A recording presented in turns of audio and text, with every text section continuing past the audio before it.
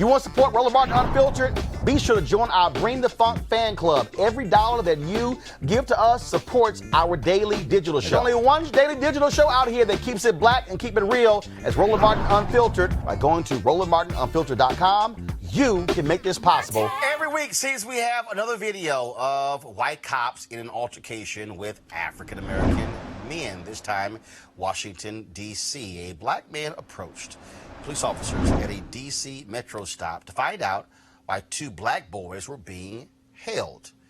Well, this video, folks, spread like wildfire all across the internet and social media this weekend. It is a stunning video, so we want to warn you in advance if you are triggered by any of these videos to simply turn away. And so when we play this, you'll see what we talk about. I'm going to come back and talk about this with my radio talkers panel. So here is this video that has gotten more than 1 million views all across social media. It took place this weekend in Washington, D.C. My name is Shamir. You mind if I stay here with you for a little bit? Because I want to make sure that y'all brothers taken care of, okay? I'm not putting you on camera at all. I'm not putting you on camera at all. I just want to make sure that y'all all right, all right? Because I see them looking at y'all, and what I'm not about to do is have none of y'all get hurt right now, all right?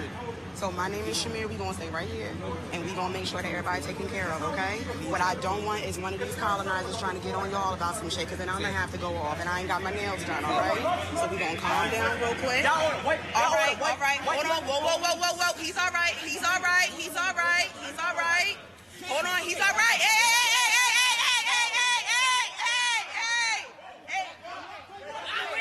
Get the baby. Chill.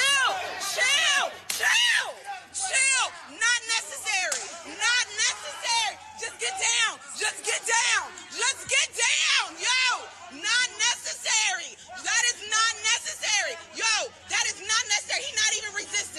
not even resistant. He is okay. Stop. Yo, I'm right here. Y'all need to stop. He's not even stop. Just lay down. Stop, babe. Stop.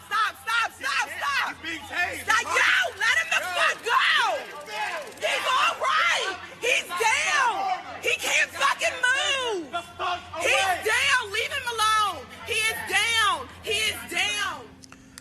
In a statement, the Metro Transit Police Department explained that the incident report says the stunning officer deployed the taser because the unidentified child advocate interfered with the investigation and looked as if he was getting ready to fight the cop. Because of social media outrage, Metro Transit Police have opened an investigation. Now, I'm going to do this here, so I'm going to play the video again because now you hear their explanation. Now, with that explanation being said, I now want you to see exactly what the brother was doing. Re-rack it, press play.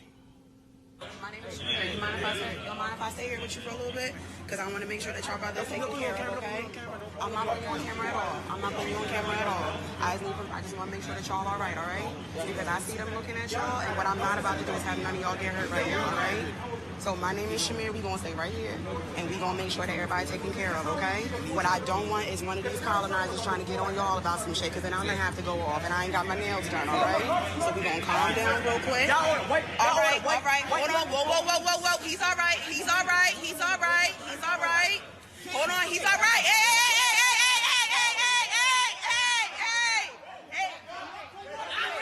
Get the baby. Chill. Okay. Now, we're going to play that again for you because this is what happens when cops lie, okay? You see the brother talking to, so there's a barrier. He's talking to the officer across the bench. All of a sudden, a very aggressive police officer, K9 unit on his back, comes up to the brother. You can tell how he walks up to him in a very aggressive stance. Okay, I want you to play the video, turn the audio down. I'll talk over it. Okay? So go ahead and play the video, pull audio down. Now, I want you to go back to the beginning. Okay? Because, see, this is what happens. Okay, read back the video and go back to the beginning. Go back further. Okay, here we go. Now, you see, the brother is standing there. He's talking. No issues there. All of a sudden, right now, Then I want you to pause it. You see, they're talking to the officer. The officer is checking on the young man. Press play. Press play. You see that? He passed the guy on his shoulder. They're talking. Everybody is calm. Nobody is yelling. Nobody is pushing. And he's sitting. Stop right here. Stop. So all of a sudden, you see this cop who walks up, who has not been a part of the conversation, leave the video right there, not been a part of the conversation. He walks up and immediately puts his hand on his brother. Press play. Now you see him. He's now pushing the brother. The brother's pretty much like, what the hell are you doing? Why are you coming up to me? Shoves him in his chest twice. The brother pushes his arm away. Cop has his taser out. Now he's ready. Boom, he tases him.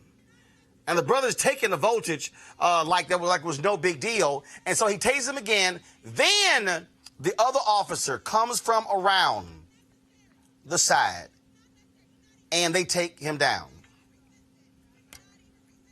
Folks, this is what happens when cops lie. The only reason we can say what happened because this sister was actually videotaping it. And also, I keep telling you all the time, here's why I talk about the video, why I want you to record the video horizontal, because that way we can see the entire video, everything in the frame, and it fills the whole screen up. That's why people, please don't shoot any of these videos vertical, shoot all of them horizontal so we can see everything in the frame. But bottom line is we caught exactly what took place right there.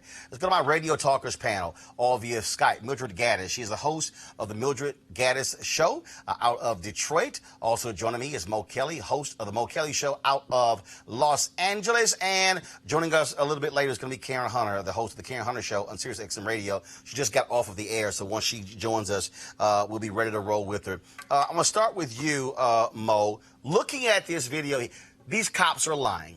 These cops are flat out lying. That brother was not aggressive. It wasn't until this cop with the K9 unit vest on comes up, shoves him in his chest. He provoked the altercation. Everybody was calm. That officer did not de-escalate. He escalated the whole situation. Well, you said a lot of what was obvious. There was not only a barrier in between the police officers and the gentleman who was talking, it was a third officer who started the physical altercation. And that's the most important point, because it's always the point of engagement in which things go awry. There was a calm conversation, and then the third officer felt it was his duty, I guess, to end the conversation and then escalate it into a confrontation, and then we saw what happened. What bothers me the most is, if not for the video, we might have someone who was much more hurt or harmed. And black folks have been talking about this since the beginning of time. This is not new. The only thing new is our willingness to put it on tape and show all of America what we've been talking about for decades now, if not a century. Mildred, these are lying cops. That's what we have here. And the folks with the Metro Transit should stop trying to defend the officer. Everything was fine until this cop comes, who we don't have his name yet. He comes into the frame immediately. And here's what's amazing, Mildred. He doesn't walk up to say, hey, what's going on here? No, he literally walks up and immediately puts his hands on the brother, provoking the altercation.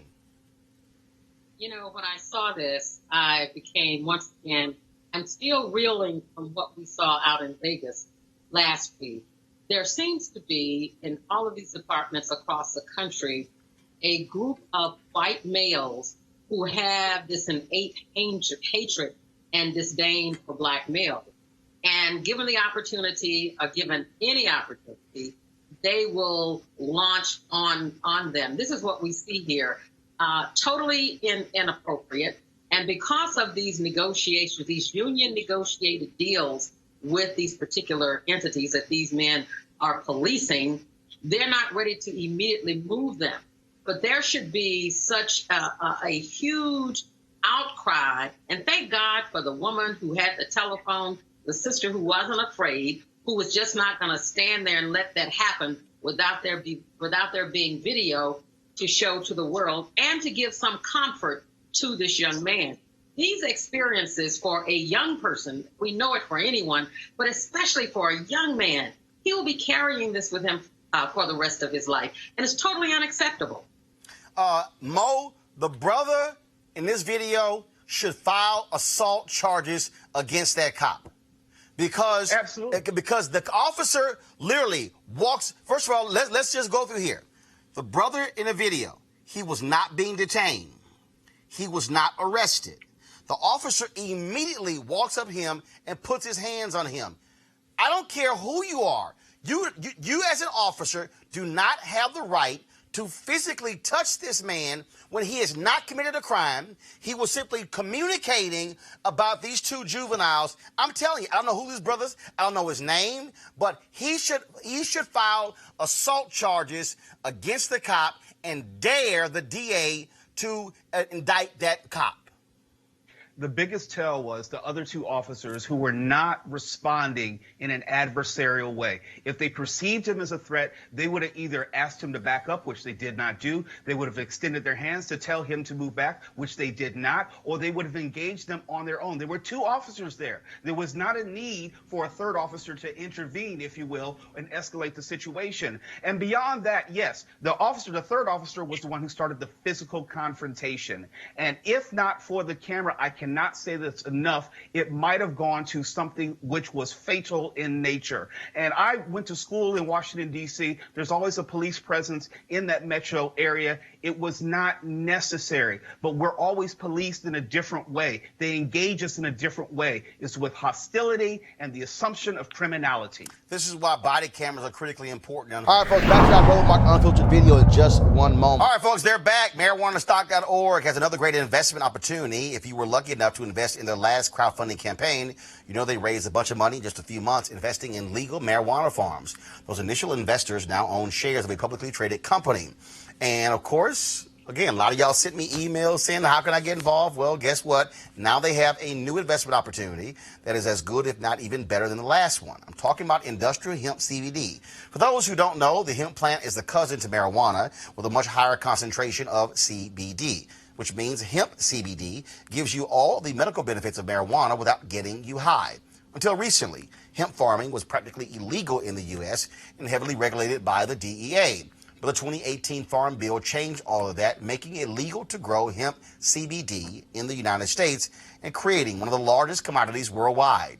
They need land to grow all of the plants, and this makes for an incredible investment opportunity. And that's where our good friends at 420 Real Estate come in. Their business model is simple. They buy land that supports hemp CBD grow operations and lease it to licensed high-paying tenants. That's right, they are hemp CBD landlords, and you can get in on the action. You can invest in the crowdfunding campaign for as little as $200 up to $10,000. Now, all you got to do is go to marijuanastock.org. That's marijuanastock.org to get in the game. You should do it now. Now back to your Roland Martin Unfiltered video.